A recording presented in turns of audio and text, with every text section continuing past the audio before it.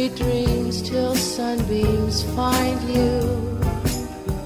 Sweet dreams that leave all worries behind you. But in your dreams, whatever they be, dream a little dream of me. Good morning. You are listening to KSQD Santa Cruz, KSQD 90.7 FM, streaming live at ksqd.org. I am Catherine Bell, and this is the Dream Journal, a weekly show where we explore the healing powers of your nighttime dreams through conversations with dream experts and with you.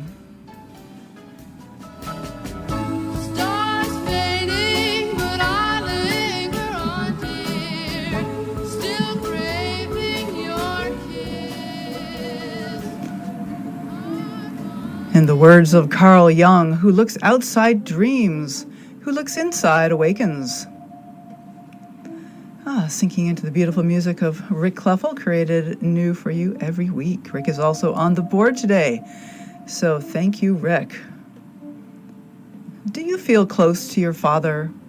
Today we are speaking about the fraught and important relationship between father and daughter, especially around what happens when the father goes missing. Our guest today is Dr. Susan Schwartz. This is Catherine Bell of Experiential Dreamwork, and welcome to the Dream Journal. The Dream Journal is also a podcast, so you can look for that on all of your regular podcast places and also on the KSQD website. You can find that at ksqd.org/the-dream-journal. Look for the Dream Journal, review it, subscribe, and tell your friends. It does help people to find the show. Oh my goodness. Time for me to share my personal dream work, and there's been a lot on my mind lately, and I think listeners know, perhaps, or I have to confess that tomorrow I'm actually getting married. Max and I, who usually answers the phones, are getting married, so very exciting moment. And so the dream that's really up for me right now is still Jenny's GPS. This is just such a wonderful dream for this whole season of mine. This kind of wedding season, we're getting ready to go on a honeymoon road trip. And what Jenny's GPS is, I'm in a car driving, and my dear friend Jenny is with me, and she's in the passenger seat, but there is a bed there. So she's laying down in the bed with pillows and blankets, very cozy. It's like dreaming. She's like the sleeping goddess. And I have a GPS. I'm holding it in my hand next to the steering wheel, which I suppose you're not supposed to do, but heck, it's a dream. And on the GPS are all these beautiful colors like teal and magenta and mauve and lavender. And they're just swirling around on the little phone. And then they're flowing out onto the space in front of us, and the road and the mountains are all turning into these amazing colors, and we're just driving into this landscape of beauty. And I'm really thinking into that feeling right now, and just I guess the word is trust. There's some kind of trust here that everything is coming along, and so Jenny's GPS is kind of guiding me, just following the path of the brilliance and the beauty. One of my new things lately is trusting impulses, and maybe there's something here about recognizing impulses and then trusting them. Doing a mental check: are they kind? Are they safe? But otherwise, why not? Let's follow the rainbow road with Jenny's GPS. So today, as usual, I am inviting call-ins during the last 20 minutes of the show. You'll be able to call in at that point, 831-900-5773. That number again is 831-900-5773. But you can also send an email at any time. The email is onair@ksqd.org. That's ONAIR at ksqd.org. And Rick is there looking at the emails. And if you have something you'd like to share, go ahead and send that email. All right, let's turn to the guest. Hello, Susan Schwartz. This is Susan. Hello. Hello. And congratulations to you. Oh, thank you. I so appreciate that. It's a really exciting time for sure. Yes, it's quite beautiful, and your dream as well. Oh, thank you. It's been a real source of comfort and inspiration for me. So Susan E. Schwartz, PhD, is a Jungian analyst and clinical psychologist. She has articles in several journals and chapters in books on Jungian analytical psychology. She has a book published in 2020 entitled The Absent Father Effect on Daughters, Father Desire, Father Wounds. Her analytical private practice is in Paradise Valley, Arizona, USA, and her website is susanschwartzphd.com. So, Susan, so glad to have you on the show. Yes, and once again, thank you very much for the opportunity of discussing dreams which relate to daughters and fathers. Yes. So I wonder if you could talk a little bit about yourself. Like, how did you first get interested in dreams? And you're a Jungian analyst, which I understand is a tremendous amount of work, and going to school for many years. And what possessed you to go down this road? What inspired you? Well, I think the inspiration for many people actually comes from their own dreams. Yes, right. And different symbols in life, which also appear in dreams. Mm-hmm. And the dreams themselves help us deepen into who we are. So that really has been my search, is the deepening into myself and being with other people who also want to deepen into their selves and find out what has gotten in the way, where the obstacles are, personally, culturally, collectively, and be able to deal with them so the obstacles shift energy to become more openings. Absolutely, they really do. I wonder if there were some dreams of yourself that you're comfortable to share, either ones that inspired you to get involved or something recent that you've been mulling over. Well, that is actually a good question, and was the question I was asked when I had interviewed to become an analyst. Yes. Yes, exactly. However, then as now, I didn't really have anything that said, go in this direction. But I had an internal feeling. Impulse. Yes. Okay, the internal feeling. And my dreams, this was many years ago, never said no. And they always promoted the search to go on. So I would say in general, they presented me with my problems and my issues, but they also presented me with the energy to be able to pursue what my outer dreams were as well. I wonder, do you have an example that you'd like to share? Okay, let me share the process a little bit, because I think it's kind of interesting. Oh, yeah, definitely. This oftentimes happens to me in my own work as an analyst, where people will come in and they will say, I always have dreams after our sessions, or I have dreams before. And that also always happened with me too, before I would go to analysis, or before there's an event that is going on, or there is something that I want to know about in the unconscious. My unconscious will give me the information. And after all this time, I trust that it will be helpful for me and give me clues along the way. A little bit like your GPS in your dream. Right.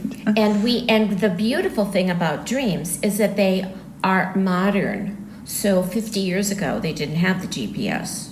Oh, true. So, yeah, and they didn't have the internet, and we didn't have the cell phone, but we do now. And so the dream is always keeping up with current day, as well as bringing us into our past, and oftentimes presenting a future to us as well. Absolutely, right. They do kind of seize upon the whatever is current and speak in the language that the dreamer knows. Yes, sometimes, let me say, the language is not exactly beautiful. Sometimes the language is very brutal and direct. So let me ask you, I did bring several dreams that are in my book, and I wonder if it would be all right to just look at least one of them and see how they would be addressed, because it really relates to daughters and fathers and the issue that is brought up as in, so what are you going to do about it? Okay, that would be wonderful. Okay? Thank you. Yes. Okay. So let me say also, this is a dream of somebody I saw many years ago, but as I read it, we can all think about how it applies to our current day. So this was a woman, she was maybe in her 40s or so, and she dreamt that her father put his hand on her thigh so forcefully it burned her flesh to the bone. Branded, she could not rise against the resistance of his hand. Later, she thought about filling the wound with concrete. How could this wound heal? Concrete would make her flesh inflexible, heavy, and non-human. So one of the reasons I wanted to bring up the dream is that it tells quite powerfully what is holding her back in the father. The father puts a brand on her. Is it personal? Is it collective? Does it represent the patriarchy? Does it represent the country? Does it represent her internal self? And the idea of being branded is like you belong to somebody. It's like cattle. Her response, and this is what's also important about dreams and gorgeous, is her response was very flat. You would think she would be horrified. Are you kidding? No, she was very flat, accepting that this is her fate. And that tells a lot about the psychology of this person. And the dream was like a mirror saying, this is what you have to learn to deal with. You can't just have a flattened response, because that also brands you for life. So it's a short dream, but it carries a huge impact and speaks a great deal to the wounding and also the desire for something else, even though that isn't said in the dream. Yeah, I love that. Thank you, Susan. And I love short dreams. In particular, they're often very, very potent. And it's interesting that this dream has no surface emotion. Like there's a lot of emotion in the dreamer, and yet there's clearly a lot of, in waking life, if something like that happened, it would be horrifying and painful. And so there's something that's being hidden, it feels like even the example of the cement covering over the wound or filling in the wound is like something frozen and cold. That is exactly right. Yeah. And that is often why we need somebody else to interpret dreams with us, because we can get into that place where we come up against our own defenses and our own denials, and we won't question what else we need to do. So the emotional reaction or the non-reaction or any reaction is very important, as well as my reaction back to the dreamer. So it becomes many layered, the reactions are there. Dr. Schwartz, there's a question. This is kind of one dream person to another is like, when a person has a dream like that seems so painful, and yet they can't feel that themselves. You're saying about your own reaction as the therapist. Is what do you do in that case? I mean, what is, what I'm saying? What is your approach? Yes, well, my approach is that I ask, how come you don't have a reaction? What is the feeling behind no reaction? And what does that say about your life? What does it say you're going along with? What does it say that's healthy or not healthy? What does it say about your inner world? See, this is where the dreams are quite interesting because they speak about the outer world, but they also address the inner world. And in that dream, if you're branded, how are you going to be able to express yourself, be creative, be unusual, have your own individual style? You won't be able to. So the dream points out the problem. It gives the scene. It's like a little play. Right. It gives the characters. It tells really what this daughter is going to have to deal with because she's up against that father inside of herself. That's very, very poignant. It is very, very poignant here in that moment. Exactly. The thing that I would say about Jungian psychology is that it is very much oriented around one's dream world, which means that it doesn't ignore the outside world or relationships, etc., but it honors that the unconscious is a mirror for us and will give us the information that we need. Sometimes it gives us information before we need it, but it will always provide kind of a complement to our life and what we need to be expanding into. So the unconscious is really helpful to conscious life as it comes through the dream world.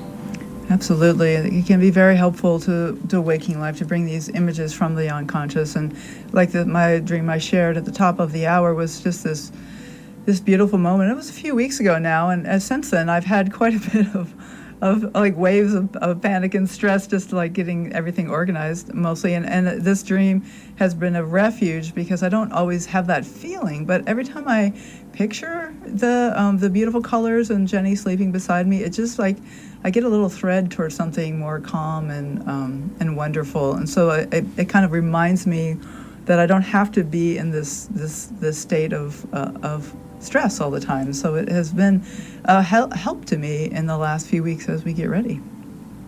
Yes, well, that is what I think the dreams do also, is they help ready us for what we need to do in life. That short dream I told you about this woman, it really tells her what she has to do in her life. And that is she's got to find herself separate from whatever the father is. The other thing that you mentioned that I would add on to is that everything in the dream is important. The colors, the feelings, the way the sentences are put together, the emotion in the dream, the emotion after the dream, and its meaning for the moment. But as you said, some dreams, the meaning lasts and lasts and lasts. Well, thank you. This is Dr. Susan Schwartz, and you are listening to The Dream Journal. And in about 20 minutes, I will be opening up the phone so you can jot your number down. That number is 831-900-5773. That's 900 KSQD in the Santa Cruz area. What have you been dreaming about lately? So our guest is Dr. Susan E. Schwartz, and this is The Dream Journal on KSQD 90.7 FM. I am your host, Catherine Bell. All I'm asking is for a little respect when you come home. Just a little bit, hey, baby, just a little bit. Just a little bit, mister, just a little bit. I ain't gonna do you wrong while you're gone. I ain't gonna do you wrong, 'cause I don't wanna. All I'm asking is for a little respect when you come home. Just a little bit, baby, just a little bit. Just a little bit. Okay, so this is The Dream Journal. My name is Catherine Bell, and we are here live with Dr. Susan E. Schwartz. So welcome back, Susan. Thank you. It's a pleasure to be here, actually. Oh, good. I'm so glad. So I'm thinking about the masculine and father figures in dreams, but not all masculines are, there's father figures, and then there's animus figures, and then there's more general male figures in dreams, and I wonder if you'd like to talk a little bit about the different kinds of male figures in dreams, and what your experience with that has been. Right. So I would say, even going on from the dream that I said earlier, all of those figures represent parts of ourselves. Right. And even you said the male figures, well, the female figures also are. And oftentimes I get projected onto myself father figure, which I actually consider helpful because it helps get into the issue of fathers and daughters. So the other thing is, in our current era, masculine, feminine is far more fluid than it ever used to be. Very true. So I prefer having somebody describe what are the characteristics of that person in your dream, and how do they relate to what's inside of you, or how do they not relate to what is inside of you, and are they telling you what needs to be developed, what is being shortchanged, what is running your life that you don't realize. So they all carry history that might be personal people that one knows. It might be people one doesn't know.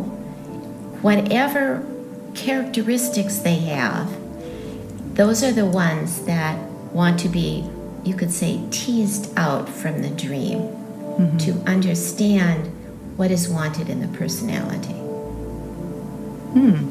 Right. And so I like the idea that there is a lot more fluidity in gender now, and that we were talking about with the GPS, that the modern images, whatever's happening currently, tends to make its way into the dreams. Absolutely. So even when you said animus, which in traditional classical Jungian psychology would be the masculine side of the woman, I often discuss I usually say the male, however you would interpret that. And let's interpret it on a continuum rather than get caught in a stereotype. So the earlier dream that I said is this kind of classical patriarchal father. But what if he also is carrying something else? He's also strong. Maybe she needs to access her strength, not male necessarily, but her own particular way of being strong. So it broadens the world, which is what I think dreams are to do, which is to broaden our world and create an awareness that's bigger than our little conscious life. Right. Yeah. And yet there's go ahead. It sounds like you're about to say something. Yes, I was. I will sometimes ask people, how come you don't dream about so-and-so? Or do you dream about your partner? And what does that really represent to you? See, I think the clue is, or the key, is what does it represent to you? Yeah. Not what does the symbol book say, but what do you relate to? And that's what allows somebody to find their personality within the dream. Right. Well, this is interesting, the thing about the relationship between daughters and fathers is that I am a daughter, I have a father, and that there are things that I do need to work out with him, and he does occasionally show up in my dreams. But sometimes there's figures in my dreams that are father-like, and sometimes they're in a bad father way, and sometimes they're in a good father way, and it feels like I'm kind of working out, I might say, the archetype of father in myself, and like learning to access my inner father. And so it doesn't have to always be my actual biological father who shows up in my dream, and yet sometimes that I can be still working about father issues, like kind of unraveling those issues. I think that is a lifelong process. Yeah. So when people say, well, I already dealt with my father, I'm like, okay, you dealt with him before, but where is he living inside of you now that you want to know more about? And you also mentioned something, it is not unusual that people dream about somebody who is in the news or somebody who's the head of a country. And then, of course, what does that mean? Is that a good ruler? Is it not such a good ruler? Is it somebody who is equitable or not? And I think what I'm trying to say is to take the archetype of the father and not have it be narrow, or have it be a wide archetype that we keep on listening to and growing from. So we will probably always dream about parental figures, however they might appear. Because once again, we live in a fluid society and they're going to appear later than they might have several years ago. Right. And there must be a huge variety of the relationships. Just as there's waking life relationships, like I had, my father was very present during my childhood, and there was a certain way that I was very blessed that way, that he's a good man, and he worked hard, and it was important for me to feel respected by him. But there's certainly plenty of people who've lost their fathers early on for various reasons, and it must be a lot more difficult to deal with those issues. Well, that's a lot of reasons why people come into analytical work. But I also think that the absence of the father, which is what I write about, is a physical absence and also an emotional absence. Right. So the father might be present, like yours was, but he might be emotionally absent, or he might not be able to connect emotionally. And that will leave the daughter with certain issues that she has to learn to develop within herself and from the relationship that she got and the relationship she didn't get. So the absence is something that it's possible to fill, and you can fill it through your dreams, or you fill it through your self-development. Absolutely, I love that. I wonder if you have some more examples, maybe of that kind of situation from your work, maybe from the book, perhaps. I do, and it's from the book. So I'm going to read one of these. I must also say, the book is quite slanted to the absence of the father. Like, he wasn't there in the right way. So it's got a bit of an edge to it. So this is going to be another not such great father figure. But part of that is to correct the story and to bring fathers or father figures into the family where they have not been present enough. So if you see absence, it also represents, let's try to fill it. So here's a dream of a woman in her late 40s. She was falling on the treadmill, and her father was there, but he didn't even try to catch her. She was bleeding, and she looked up and she saw his shoes. She did not expect any help and was surprised when I suggested this. She just accepted she had to do it alone with him looking down on her, impassively and dispassionately. Both dreams are not so dissimilar. They're both very sad in many ways.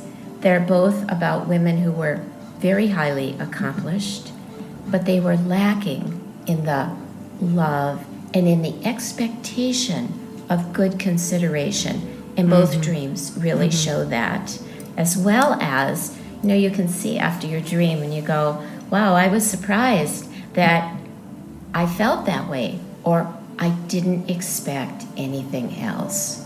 And that absence, I didn't expect, says, how will I fill it? And how will I get that good attention that I need?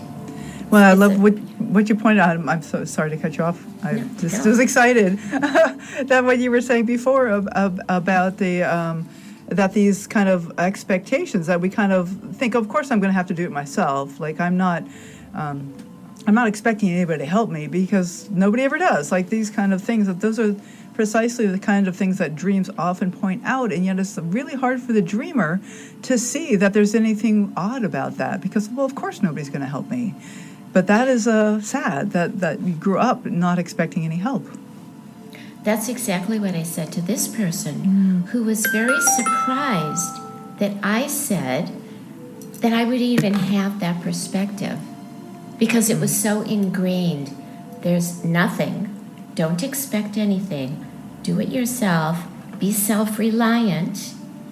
I'm not saying don't be self-reliant, but learn so much to be self-reliant that there's very little other reliance. There could be a lot of isolation in that scenario, Exactly. right? And even Yeah. being in a relationship, you may still feel like you have to do it yourself, and not. It's hard to ask for help in the best of circumstances. And if we grew up not being helped, it's harder still.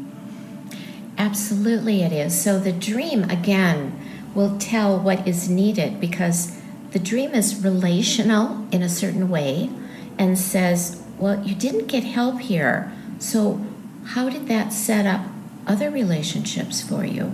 And even internally, how do you pay attention to the parts that are on your case, that don't pay attention to you, that are rude and mean and don't help you when you're bleeding? Because we all have those parts that maybe aren't kind enough to us. And I think that the dream showed that very much. Right. So is this part of what we're talking? What the phrase I heard in our correspondence about a negative father complex? Is this where the father's not helping, or how would you say more about that? The negative father complex, you're absolutely right. Actually, both dreams show that very clearly.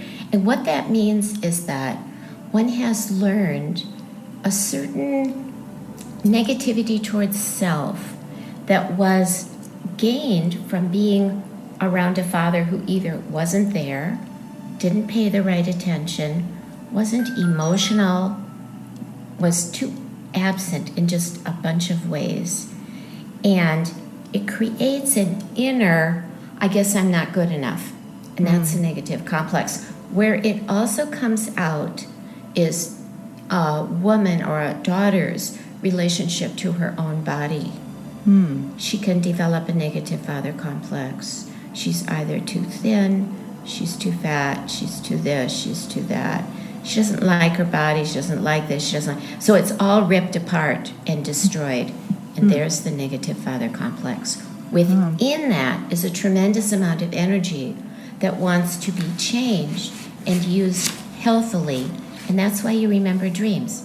So you can take the energy that is there and learn from it and grow and make it useful to your personality rather than negatively against you. Okay, right. I'm thinking kind of the kind of the opposite, the kind of thing where the masculine in dreams sometimes shows up as a spiritual figure. Is there a way that we kind of move in toward a positive father complex at a certain point? I mean, I don't know much about the terminology. Right. Absolutely. Every complex, every archetype, every whatever is really on a continuum. Yes. So it goes from one side to the other and everything in between. It goes back to what I said about fluidity. We really are a continuum, which our dreams show us. So when we get a positive father figure, you could say, or a spiritual, figure, that hooks us into something quite important within ourselves that is self, but also unknowable. So again, a continuum from our personal life to what is unknowable. And the one thing, though, when you said about spiritual, one wants to be grounded in and not too taken with something that's going to solve all the issues, all the problems by the spiritual connection. So I think as long as one is grounded in it, we want to have good male figures, good father figures, good spiritual, because also spiritual is also feminine. So again, we want to be kind of loose with the words so that we can glean all that's meant from them. Absolutely, and that's quite true. I find the spiritual shows up both as masculine and feminine, and as neither. Also not even necessarily human. That there can be really in my Jenny's GPS dream, there's a sense of spirituality, which is a kind of all around. It's like the whole environment, or it's like, and I'm part of it, and Jenny's part of it, and there's just some kind of integration, like as if everything is in the spiritual realm, which is maybe part of the beauty of the dream. Although that would be, analytical. When I'm feeling into the dream, I'm not thinking about spirituality, but as we're talking about it in a more meta kind of way, I can see that there is some kind of feeling of deep connection and support that I get even during that dream, without having any male or female figures, since it's not, Jenny's there, but it's not from her. So, Yes, Dr. Schwartz, I want to say it's time for us to take our second break. And we'll be right back with Dr. Susan Schwartz. Thank you so much for being on the air. And it is now time for call-ins. So if you have a question or a dream you'd like to share, you're welcome to phone now. The number is 831-900-5773. That's 900 KSQD in the Santa Cruz area. So you can make that call right now, and we will be right back with Dr. Susan E. Schwartz. This is the Dream Journal on KSQD 90.7 FM, and I am your host, Catherine Bell. Your goodbye left me with eyes that cry. How can I go on, dear, without you? You took the best, so why not take the rest? Baby, take all of me. This is the Dream Journal. My name is Catherine Bell, and you're listening to The Squid, KSQD 90.7 FM, streaming live at ksqd.org. This is call-in time. So if you have a question or if you have a dream to share, you are welcome to call. That number is 831-900-5773. You can also always send emails at onair@ksqd.org. That's ONAIR at ksqd.org. We are here live with Dr. Susan Schwartz, and I'd like to mention your webpage is susanschwartzphd.com. So, Dr. Schwartz, what is up for you right now? We have this segment here. We might get some callers, or we might not. What do you want to talk about here? What is your priority to be sure we get to today? Yes, what I would want to be sure to get to is, regardless of the fact that I gave quite heavy dreams, pretty negative, difficult, they actually, again, lead to, this is going to sound strange, but they really do lead to hope. Because when someone starts to look at their dreams, they're really opening to themselves and to an area that has been unknown. And it takes a lot of courage, it takes a lot of strength, and it actually can be so enlivening and so restorative to the personality that even the absence or the rudeness of the father or the difficulties that some people have experienced with father can really be met, understood. The pain is there, but one can grow from it.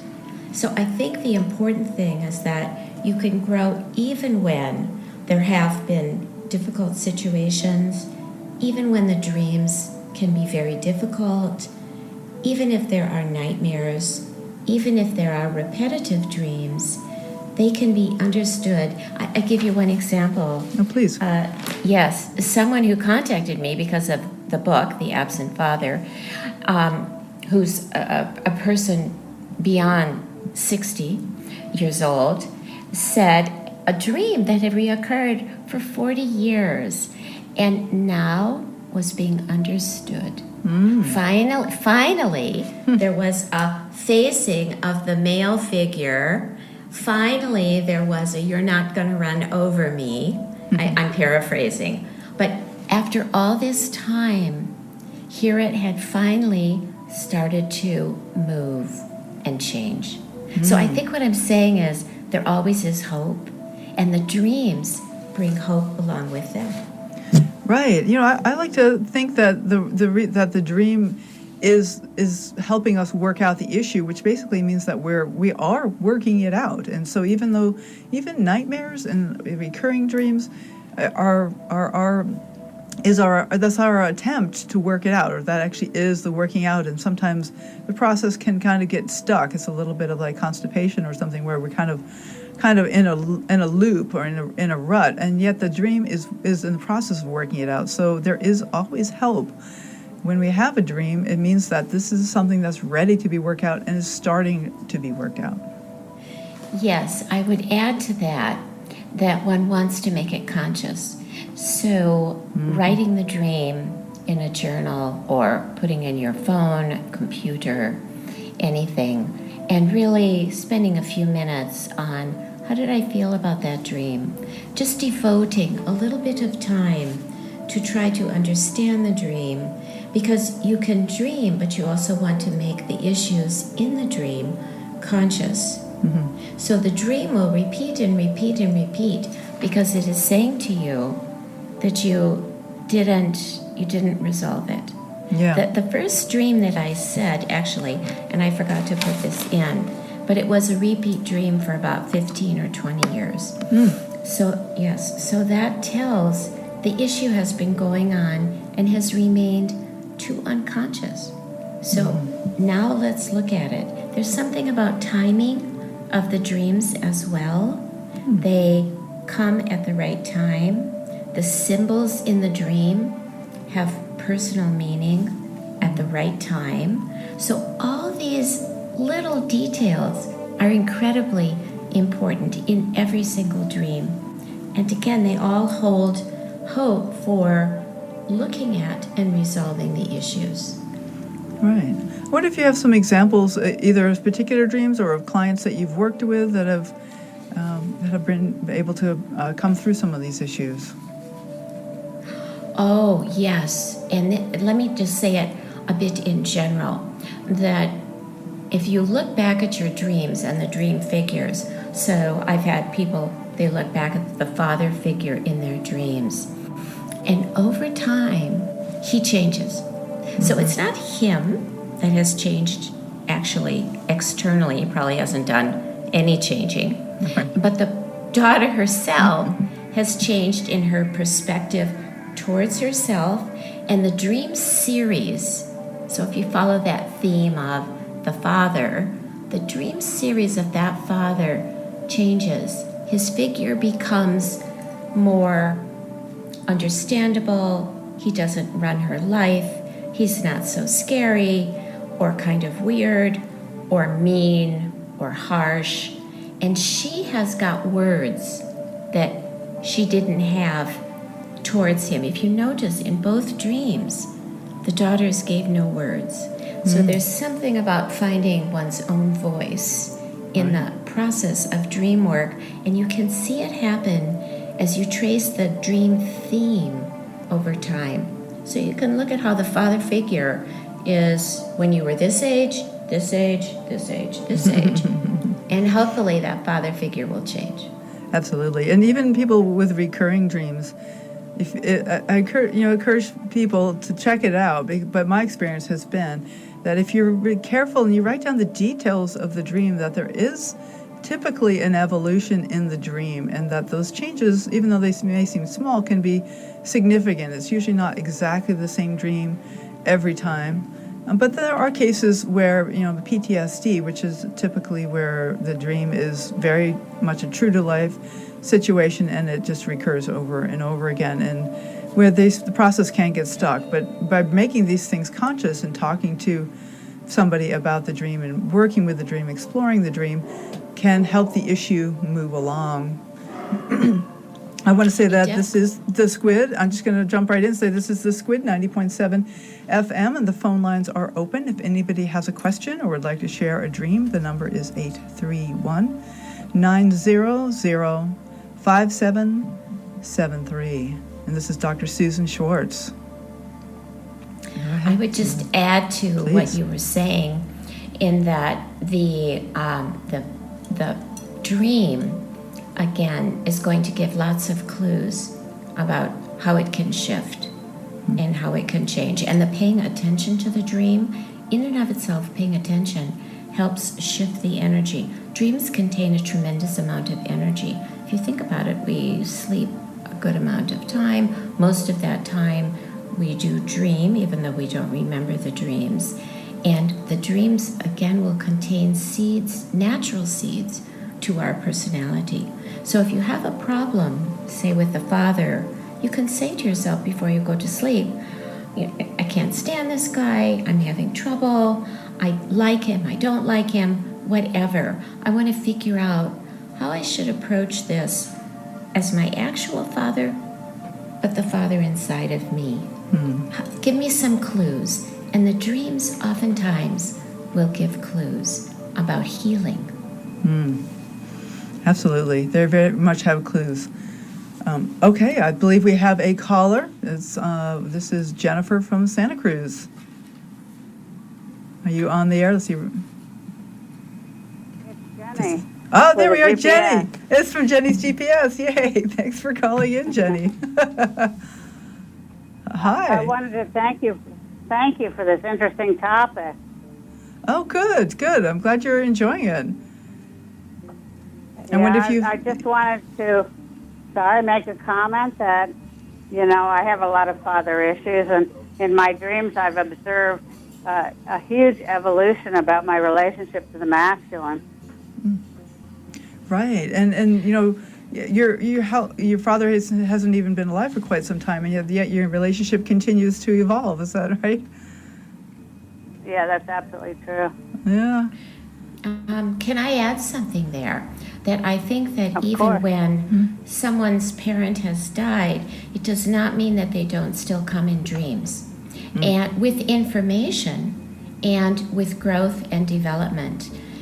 Jung actually writes about dreaming about his father after he died and how much he gained from the dream and from knowing about his father. So the evolution of oneself and that relationship actually keeps on going. So it's very special.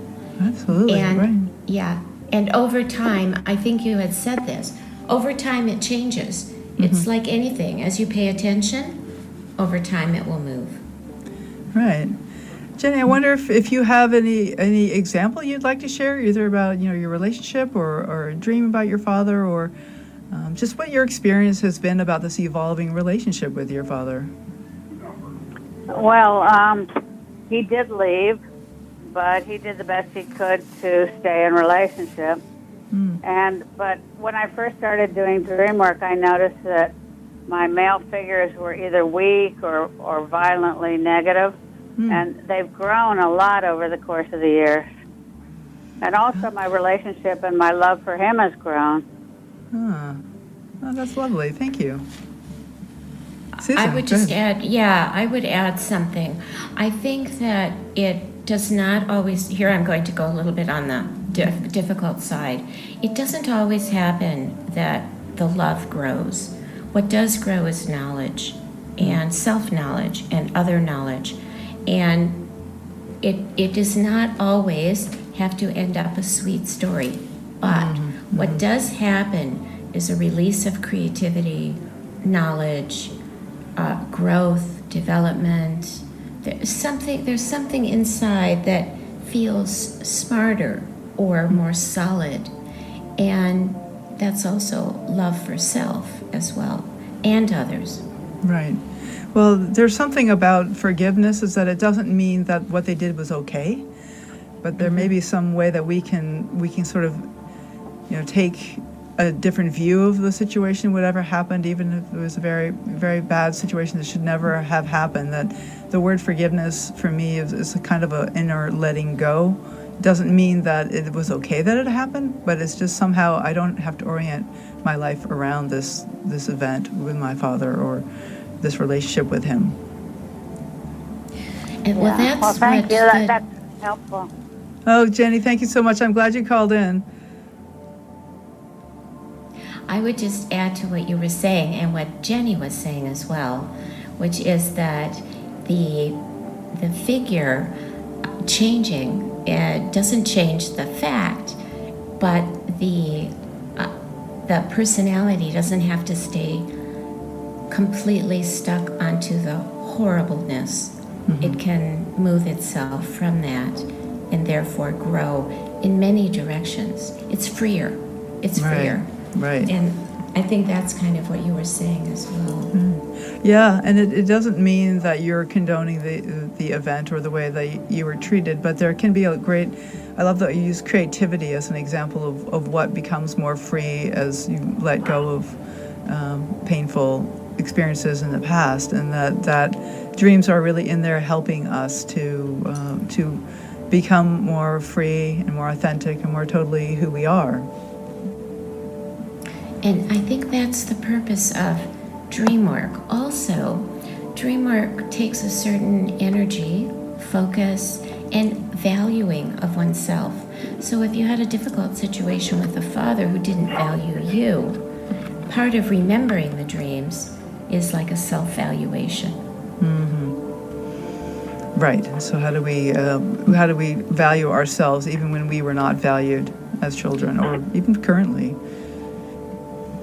I think that's one of the things that people learn through dream work, and especially if they do it with someone, because both are participating in valuing what is going on inside that was not valued before, and that's one's personality. So that can really help. There's a quote I love. I think it's Angeles Arian. I've heard this quote of the dreams that we don't remember are the ones the spirit is working on, but the dreams that we do remember, those are for us to work on. Well, that's quite interesting. Because also, again, because you mentioned spiritual a little bit ago, that there's, again, a continuum between our personal daily life and whatever is beyond us in our future, in our present, our past, that we don't exactly know, but it's in the unconscious and it's there to access to a point. So we always, always, always get to keep learning, dreaming, moving on, and expanding into what we would like to be as close as possible. That's a really beautiful sentiment, Susan. I so appreciate that. I wonder if with the last few minutes of the show, if you can tell our listeners how they can get in contact with you and also how they can find your book. Oh, yes. And again, the book is The Absent Father Effect on Daughters, Father Desire, Father Wounds, and it's published by Routledge. You can find it on Routledge, Amazon, Karnak, many book sites online. And you can find me at www.susanschwartzphd.com, and I'm a Jungian analyst in Arizona. May I just read one thing from Jung before we start? Yes, please. That'd be wonderful. Okay. All right. This is just part of a phrase from him, and I think it kind of applies. For your inner emptiness conceals just as great a fullness, if only you will allow it to penetrate into you. And I just read that because part of the dream is it penetrates into us and out of us at the same time. What a beautiful sentiment. So thank you, Dr. Susan Schwartz. It's been a pleasure to talk to you today. And thank you. It's been my pleasure, actually. Okay, well, take care. Thank you. Bye. Bye now. So next week we will have a replay. I will be traveling, and I will be doing live shows after this first week. But the first week we are going to have a replay for you next week, which is Dr. Karen Vishny, MD, who is a medical doctor who is now a full-time dream practitioner, and she talks about dreams and relationships, and I think you'll get a lot out of this show. So I will see you live in a couple of weeks. This show will be not rebroadcast, but will be podcast on Monday about noon is when I do the release for the podcast, and so you can listen to that on Monday following the show.